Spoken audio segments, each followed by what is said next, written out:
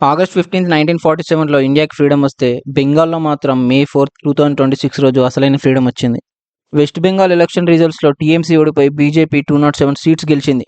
మమతా బెనర్జీ తాను నిలబడ్డ చోటు నుంచే గెలవలేదు గానీ, నేను సీఎంగా రిజైన్ చేయను, బీజేపీ, ఎలక్షన్ కమిషన్ ఇద్దరు కలిసి మా ఓట్స్‌ని దొంగిలించి మమ్మల్ని ఓడించారని చెప్తుంది. నాకు తెలిసి ఇప్పటివరకు ఏ సీఎం గూడా ఇలా చెప్పుండరు. హిస్టరీలోనే ఫస్ట్ టైమ్ ఒక ఎక్స్ సీఎం ఓడిపోయాక గూడా నేను నా పదవికి రాజీనామా చేయనని చెప్తుంది. బీజేపీ గెలిచిందని ప్రజలు రోడ్స్ మీద కలర్స్ పూసుకుంటూ డాన్స్‌లేస్తున్నారు. జై శ్రీరామ్ అంటూ డైరెక్ట్‌గా ర్యాలీస్ చేస్తున్నారు. కోర్ట్ ఆర్డర్ ఇచ్చినా కూడా 12 సంవత్సరాలుగా తెరవని దుర్గామాత టెంపుల్‌ని బీజేపీ గెలిచాక మళ్ళీ రీఓపెన్ చేశారు. బెంగాల్‌లో బీజేపీ గెలవగానే అక్కడ ప్రజలు మస్జిద్ బారి రోడ్‌ని నేతాజీ పాలి రోడ్‌గా మార్చారు. ఎంతమంది ఇల్లీగల్స్ భయపడి బెంగాల్ వదిలి వెళ్ళిపోతున్నారో చూడండి.